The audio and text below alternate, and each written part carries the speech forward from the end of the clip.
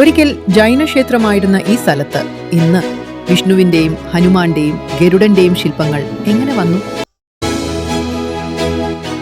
ഈ ക്ഷേത്രത്തിന്റെ നഷ്ടപ്പെട്ട പ്രധാന മൂർത്തി നശിച്ചോ, അല്ലെങ്കിൽ മോഷ്ടിക്കപ്പെട്ടതോ? ജൈനന്മാർ കർശനമായ സസ്യാഹാരികളായിരുന്നപ്പോൾ ഇവിടെ മത്സ്യബന്ധനം പ്രതിഫലിപ്പിക്കുന്ന ശില്പം എങ്ങനെ വന്നു? ഈ ശില്പങ്ങളിൽ കാണുന്ന ജീവിത രംഗങ്ങൾ വെറും അലങ്കാരമോ, അതോ കാലം മായ്ച്ച ഒരു കഥയോ?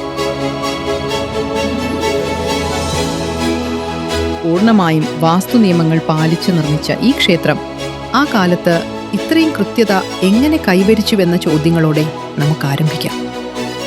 നൂറ്റാണ്ടുകൾക്ക് മുൻപ് പ്രധാന വ്യാപാര കേന്ദ്രമായിരുന്ന ഈ പ്രദേശത്ത് ഇന്ന് വെറും കൽത്തൂണുകൾ മാത്രമായി അവശേഷിക്കുന്ന വയനാട് ജില്ലയിലെ കല്ലുവയലിൽ സ്ഥിതി ചെയ്യുന്ന വിഷ്ണുഗുഡി ജൈനക്ഷേത്രത്തിന്റെ കഥ.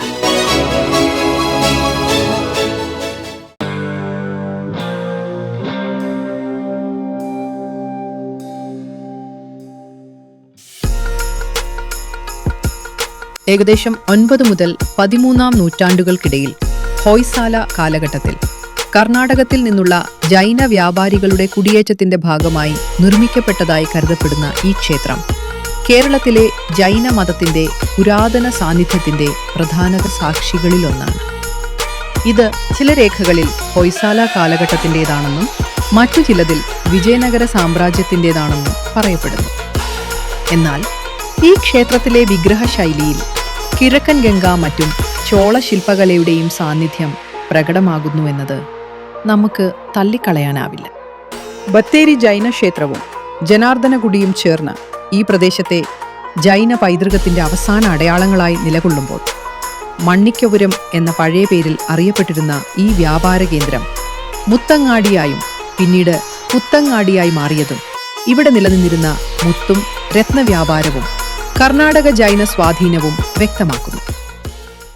സുൽത്താൻ ബത്തേരിയിൽ നിന്ന് ബീനാച്ചി, കേണിച്ചിറ, നടവയൽ വഴി ഏകദേശം 17 കിലോമീറ്ററും കൽപ്പറ്റയിൽ നിന്ന് മുട്ടിൽ വഴി ഏകദേശം 15 മുതൽ 20 കിലോമീറ്റർ ദൂരെയുള്ള ഈ ക്ഷേത്രം പ്രധാന റോഡിൽ നിന്ന് അല്പം അകലെ ഒരു കാപ്പിത്തോട്ടത്തിന് നടുവിൽ സ്ഥിതി ചെയ്യുന്നു.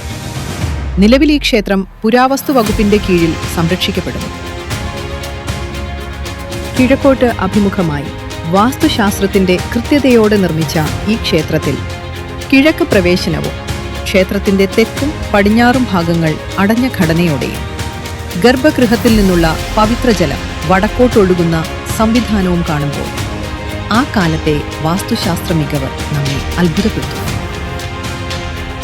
ക്ഷേത്രത്തിന്റെ മേൽക്കൂരയിൽ അനന്തശായിയായ വിഷ്ണു രൂപവും കവാടത്തിനകത്ത് ഇടതുവശത്ത് ശക്തിയുടെ പ്രതീകമായി ഹനുമാനും വലതുവശത്ത് ഭക്തിയുടെ പ്രതീകമായി ഗരുഡനും പ്രത്യക്ഷപ്പെടുമ്പോൾ പ്രധാന പ്രവേശന കവാടത്തിന്റെ മേൽക്കൂരയിൽ സമ്പത്ത്, ഐശ്വര്യം, ഭാഗ്യം എന്നിവയുടെ പ്രതീകമായി വിളങ്ങുന്ന ഗജലക്ഷ്മി ദേവിയെ ഇരുവശങ്ങളിൽ നിന്നും ആനകൾ അഭിഷേകം ചെയ്യുന്നതായി നമുക്ക് കാണാം. ഇതിലൂടെ ജൈനത്തിൽ നിന്ന് ഹൈന്ദവത്തിലേക്കുള്ള ഈ ക്ഷേത്രത്തിന്റെ മാറ്റം വ്യക്തമായി തെളിയുന്നു. അകത്തേക്കുള്ള ചെറു നടപ്പുരയിലെ 4 സ്തംഭങ്ങളിലും തുടർന്ന് കാണുന്ന കൂറ്റൻ സ്തംഭങ്ങളിലുമുള്ള കൊത്തുപണികൾ ഈ ക്ഷേത്രത്തിന്റെ ആത്മാവാണ്. ക്ഷേത്രത്തിന്റെ അകത്തേക്ക് കടക്കുമ്പോൾ കാണുന്ന ആദ്യ സ്തംഭത്തിൽ ഗണപതിയും ദേവിദേവന്മാരും നമ്മെ വരവേൽക്കുന്നു. സ്തംഭങ്ങളുടെ 4 വശങ്ങളിലും കല്ലിൽ കൊത്തിയ മനോഹര ചിത്രങ്ങൾ നമ്മെ വിനയത്തോടെ നമിക്കുന്നു. ഇവിടുത്തെ തൂണുകളിൽ 300-ലധികം കൊത്തുപണികളുണ്ട്. നർത്തകന്മാർ, നർത്തകികൾ, കർഷകർ, പൂജാരികൾ, ധ്യാനത്തിലുള്ള നരസിംഹം, ഗദാധാരികൾ, വിചിത്രമായ പക്ഷിരൂപങ്ങൾ, യുദ്ധരംഗങ്ങൾ, ധ്യാനത്തിലിരിക്കുന്ന ജൈന തീർത്ഥങ്കന്മാർ എന്നിവയും താമരപ്പൂക്കളും വൃത്താകൃതിയിലുള്ള അലങ്കാരങ്ങളും ചേർന്ന് കല്ലിൽ തന്നെ ഒരു കാലഘട്ടത്തിന്റെ ജീവന്തമായ രേഖ അവർ പകർത്തിയിരിക്കുന്നു. നൂറ്റാണ്ടുകൾക്ക് മുൻപുള്ള ആ കാലഘട്ടത്തിന്റെ സജീവ സാക്ഷ്യങ്ങളാണ് ഈ ഓരോ ശില്പങ്ങളും. ചില സ്തംഭങ്ങളിൽ കാവൽ ദേവതകളായ യക്ഷൻ, യക്ഷി അഥവാ ശാലഭഞ്ജിക, വ്യാളി അഥവാ വീരരൂപം ശക്തിയും സംരക്ഷണവും നൽകി നിലകൊള്ളുന്നു. മേൽക്കൂരയിലെയും വൃത്താകൃതിയിലുള്ള കൊത്തുപണികൾ അതിന്റെ കലാസൗന്ദര്യത്തെ കൂടുതൽ ഉയർത്തുന്നു. ഗർഭഗൃഹത്തിലേക്ക് കടക്കുമ്പോൾ ആരാധനാമൂർത്തിക്കു കാവൽ നിൽക്കുന്ന വൈകുണ്ഠത്തിന്റെ കാവലാളികളായ ദ്വാരപാലകർ ജയവിജയന്മാരെയും അവരെ കടന്നാൽ ഇരുവശങ്ങളിലും ഗദയുമായി നിൽക്കുന്ന അഷ്ടദിക്പാലകരെയും കാണാം. ക്ഷേത്രത്തിന്റെ വലത് ചുമരിൽ വിഷ്ണുവിന്റെ ദശാവതാരങ്ങളും കാളിയമർദ്ദനവും കൊത്തിയിരിക്കുന്നതിനൊപ്പം മത്സ്യബന്ധനം പ്രതിഫലിപ്പിക്കുന്ന ശില്പവും കാണപ്പെടുന്നത് ജൈനകാലത്തിനു ശേഷമുള്ള മതപരമായ മാറ്റത്തിന്റെ വ്യക്തമായ തെളിവാണ്. കാരണം ജൈനന്മാർ സസ്യാഹാരികളായിരുന്നു. ഇവർ ദിഗംബര ജൈന വിഭാഗത്തിൽപ്പെട്ടവരും കർണാടകത്തിലെ ഗോപദ സംഘവുമായി ബന്ധമുള്ളവരുമായിരുന്നുവെന്ന് ചില ശാസനങ്ങൾ സൂചിപ്പിക്കുന്നു. ഇന്ന് ഈ ക്ഷേത്രത്തിന്റെ അവസ്ഥ അതീവ വേദനാജനകമാണ്. ഗർഭഗൃഹത്തിന്റെ പുറത്ത് വലതുവശത്തെ അഷ്ടദിക്പാലക ശില്പം തകർന്നും ഗർഭഗൃഹത്തിലേക്ക് കടക്കുമ്പോൾ ഇരുവശത്തിലുള്ള ക്ഷേത്ര ചുമരുകൾ നിലംപൊത്തിയും കാണപ്പെടുന്നു. അതിലും വേദനാജനകമായ സത്യം ഇവിടെ ഒരിക്കൽ പ്രതിഷ്ഠിച്ചിരുന്ന പ്രധാന മൂർത്തി ഇന്നില്ല എന്നതാണ്. നിരന്തരമായ മഴയും കാലാവസ്ഥാ വ്യതിയാനങ്ങളും ചേർന്ന് ഈ ക്ഷേത്രത്തിന്റെ ആത്മാവിനെ തന്നെ പതുക്കെ നശിപ്പിച്ചിരിക്കുന്നു. പ്രവേശനപ്പടികൾ പൂർണ്ണമായും തകർന്ന് രൂപം നഷ്ടപ്പെട്ടിരിക്കുകയാണ്. രണ്ടു വശത്തുമുള്ള മൃഗശില്പങ്ങൾ സ്ഥാനം തെറ്റി ചിതറിക്കിടക്കുന്നു. ഒരിക്കൽ ഭംഗിയാർന്നിരുന്ന മുൻവശത്തെ കൽമണ്ഡപം ഇന്ന് ശിഥിലാവസ്ഥയിൽ തകർന്നു കിടക്കുമ്പോഴും അതിന്റെ അടിത്തറ മാത്രം ഇന്നും ഉറച്ചു നിൽക്കുന്നത് പഴയ മഹത്വത്തിന്റെ അവസാന സാക്ഷി പോലെയാണ്.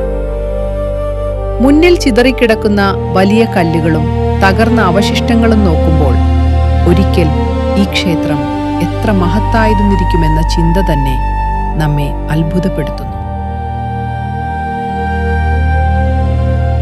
ഇന്ന് ഈ ക്ഷേത്രം പുരാവസ്തു വകുപ്പിന്റെ കീഴിൽ സംരക്ഷണത്തിലാണെങ്കിലും ആവശ്യമായ പരിപാലനവും പുനരുദ്ധാരണവുമില്ലാതെ അവഗണിക്കപ്പെട്ട അവസ്ഥയിലാണ്. ഈ അവസ്ഥ തുടർന്നാൽ നൂറ്റാണ്ടുകളുടെ പൈതൃകം നമ്മുടെ കൺമുമ്പിൽ തന്നെ അപ്രത്യക്ഷമാകാനുള്ള സാധ്യതയുണ്ട്.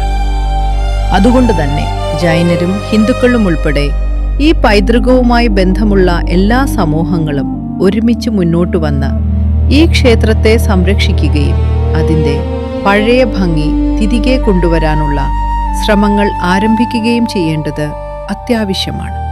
കാരണം ഇതൊരു കെട്ടിടം മാത്രമല്ല, മതങ്ങളുടെ യാത്രയും സംസ്കാരങ്ങളുടെ മാറ്റവും കാലത്തിൻ്റെ മൗനസാക്ഷ്യവുമായ ഒരു അനന്ത ചരിത്രമാണ്. വീണ്ടും കാണാം.